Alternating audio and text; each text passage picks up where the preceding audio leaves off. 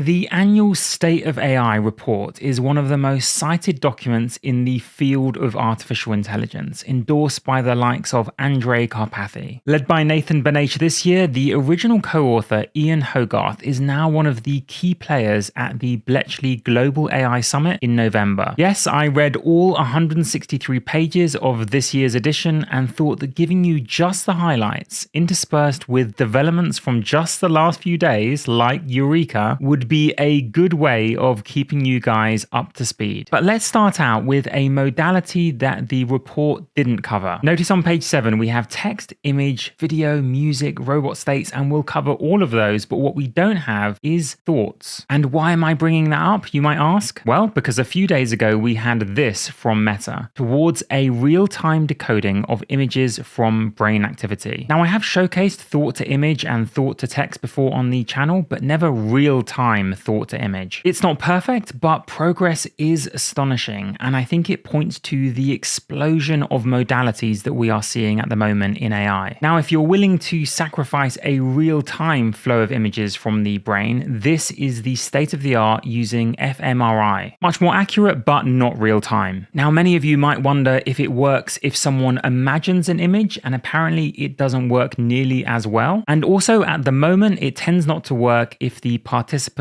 are distracted by other things. As the paper says, in other words, the subject's consent is not only a legal but also a technical requirement for brain decoding. Back to the report, and many pages are dedicated to covering GPT-4, but to be honest, anyone who's followed this channel for any length of time will know a fair bit more than what is covered in these few slides. So I'm going to skip to page 14, where I have a slight difference with one of the conclusions. They cite a paper which describes the false promise of imitating proprietary LLMs, large language models, basically saying that you can imitate the style but not the content of a smarter model. But I wish that they had cited Orca, which despite being more than 10 times smaller than the original ChatGPT, reaches, according to the technical paper, parity with ChatGPT on various benchmarks, showing only a 4-point gap in professional and academic examinations like the SAT, LSAT, GRE, and GMAT. That's maybe why the information reported on Microsoft trying to substitute for GPT-4 with Orca, claiming to mimic the quality of OpenAI software at a fraction of the cost. On page 38 of the report, they describe open-ended learning with large language models, describing how they can explore and gain skills in a game like Minecraft. And they say that the best example of this kind of self-improvement and iterative prompting is Voyager, which is again GPT-4 getting better and better at Minecraft. But just after the report came out, we got Eureka. And yes, it deserves its own video, but as Jim Fan, one of the key authors, said, it's like Voyager in the space of physics simulations. And essentially what they did was feed the source code of the environment to GPT-4, and then they asked it to write the code for the reward function. And then using the sheer power of parallelization inside NVIDIA's Isaac Gym, they could then test out those reward functions, see which ones in simulation work the best. Thanks to GPU acceleration, you could speed up reality 1000x. Each time, the best grading systems would be used, refined upon, and then tested again, all in simulation. Ultimately, Eureka rewards outperformed expert human-written reward functions on 83% of the tasks performed. The average margin was 52%, and Eureka was able to learn even pen spinning tricks, which are notoriously difficult even for CGI artists. This marrying up of large language models and iterative feedback from the environment is probably the future of AI. As Shital Shah from Microsoft said, the proverbial positive feedback loop of self-improvement might be just around the corner that allows us to go beyond human training data and capabilities. And to those wondering, yes, they are planning to connect it to a real robotic hand soon. I was lucky enough to get early access to the report, and one of the most convincing and amusing demonstrations was Eureka learning how to run efficiently. Back to the report though, and if Eureka was all about simulated embodiment, getting better with language feedback, how about language tasks being improved with robotics data? As this page demonstrates, the positive transfer seems to go both ways. Gaining vision data and embodiment or robotics data seems to make a model like Palm-E better at pure language tasks. And while the report went on to mention RT2, watchers of my channel will know about RT2X. That showed how data from a multiplicity of different robotic setups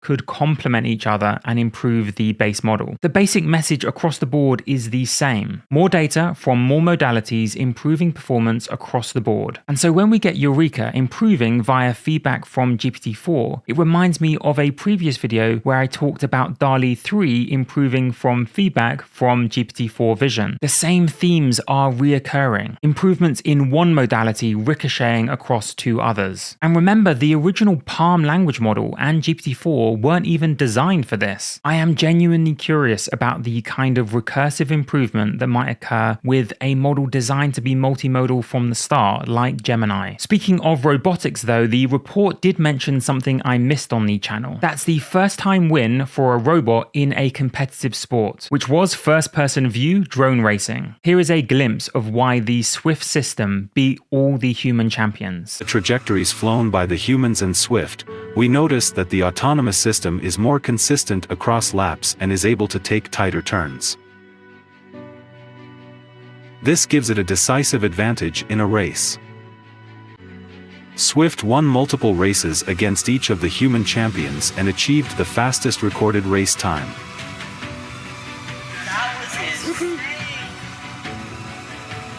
This marks the first time that an autonomous mobile robot has achieved world champion level performance in a real-world competitive sport. What might come next? Well, these have received approval in China for fully autonomous flights of an electric air taxi. Let me know in the comments if you would fly in one of these EHang drones. At the moment, I'm undecided. Probably not right now. I'd have to see in action for a bit longer. On page 58, the authors describe another year of progress in music generation. But rather than just describe this progress, I want you to hear it. I'm not sponsored by them, but I've been honestly very impressed by Suno AI. Check out a snippet of the following rap, all generated by AI. AI explained, breaking through the mold, diving deep, discovering secrets untold.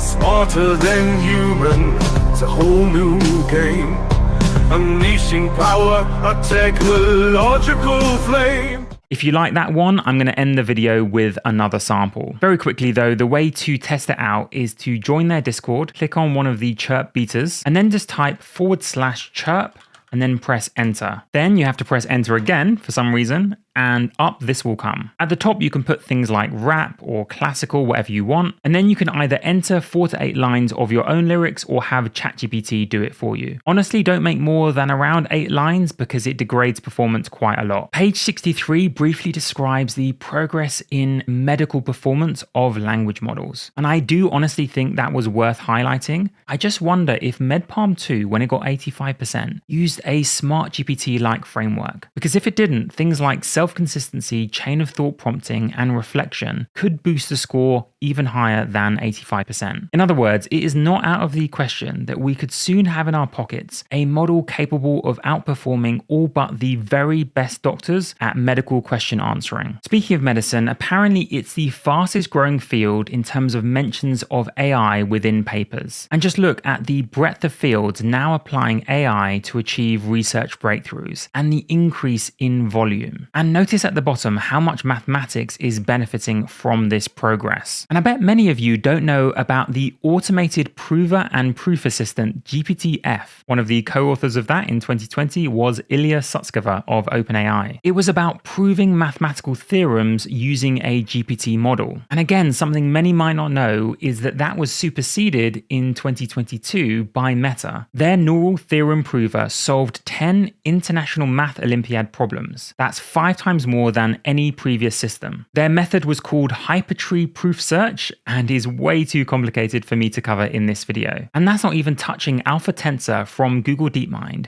which improved upon decades-old methods for matrix multiplication. That has direct ramifications for the usage of GPUs in modern-day AI. Very quickly, what they did to automate algorithmic discovery was convert the finding of efficient algorithms for matrix multiplication into a single-player game. And I love this bit. They say this game is incredibly challenging. The number of possible algorithms to consider is much greater than the number of atoms in the universe. And compared to the game of Go, which remained a challenge for AI for decades, the number of possible moves at each step of our game is 30 orders of magnitude larger. And it's these synergies that I'm interested in, the breakthroughs in one field that will then be applied to another, the state-of-the-art results in one modality that push forward another modality. And the number of people trying to do this is multiplying as well. Honestly, I hadn't even heard of Imbue. Apparently, they have 10,000 H100s, which are the most cutting-edge GPUs. I don't know how I missed an AI company with 5-figure numbers of H100 GPUs, but here's the CEO describing their approach. At Imbue, we're training large foundation models optimized for reasoning. On top of those models, we build agents that we use to accelerate our own research.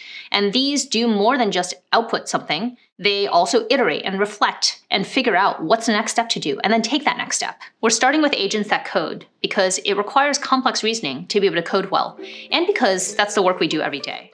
They seem to be flying completely under the radar with only about 300 subscribers on their channel. So to be honest, if we see the kind of manual dexterity that Eureka promises and a breakthrough in reasoning like Imbue and frankly everyone else is working on, and if AI can start to crack international math Olympiad problems and compose rap battles, it does start to become a genuine question of what can't they do? I'm not saying that's true now, far from it, but in the not too distant future, that may well be a very valid question. In the industry section on page 82, the authors describe the chip export bans that apply to H100s. Basically, companies like Nvidia and Intel can't sell their cutting-edge chips to China and select other countries. And those companies got around it by creating models like the A100, which were just outside of the export restriction range. Well, the report is already somewhat out of date in that respect. Just 4 days ago, we hear that those chips are now also under export restrictions. Another development that's occurred since the publication of the report concerns copyright. The report detailed how Microsoft has moved to reassure the users of its tools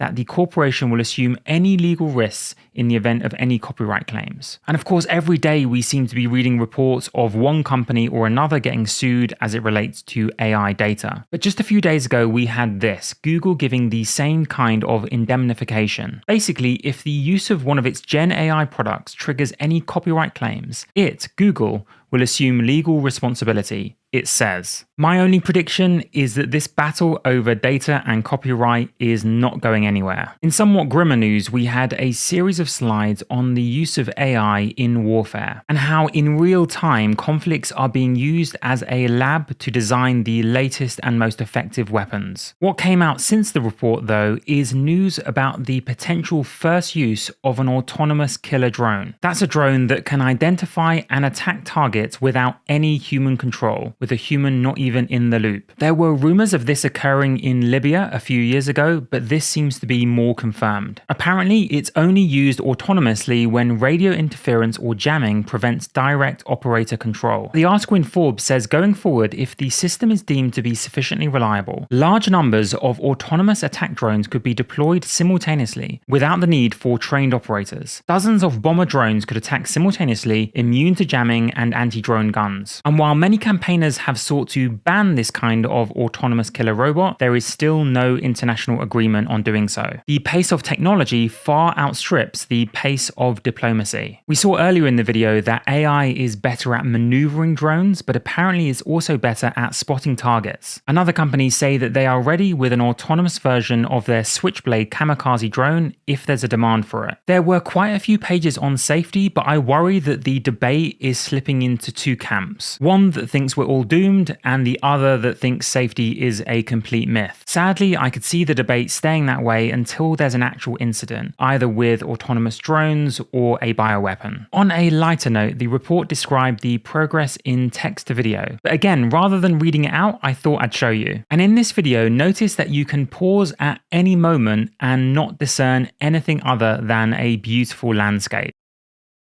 Now, to end with, here is the predictions page of the report that it includes every year. And honestly, I feel that the predictions are a little bit too conservative. Their first prediction is that a Hollywood-grade production makes use of generative AI for visual effects. But we literally had reports of that occurring 3 days before the report was even released. It looks like the background to this low-key promotional image was AI generated, the clock face. And so far, I don't think Disney have denied that. And what about the third one? Self-improving AI agents crush the state-of-the-art in a complex environment. They talk about games, tool use, and science. But to be honest, Eureka is kind of already a demonstration of that. You could call physics simulation science or potentially tool use. So I would say this prediction will definitely happen, if not has already happened. And the fifth one about a group spending $1 billion to train a single large-scale model, well, multiple CEOs have already said that that's their plan. And I know it seems like I'm being harsh, but the seventh one, we see limited progress on global AI governance beyond high-level voluntary commitments. That's a very subjective prediction depending on the definition of the word limited. I, for one, do think and predict that there'll be some sort of audit agency set up before the end of 2024. Now, if I'm criticizing them, it would be remiss of me not to end the video with my own prediction. I predict that a model will be released in the next year that will break state-of-the-art benchmarks across at least 4 different modalities simultaneously. Anyway, you can let me know what you think of that prediction and the video as a whole in the comments. Thank you so much for watching as always, and as a tiny reward of watching all the way to the end, here is another rap about this channel.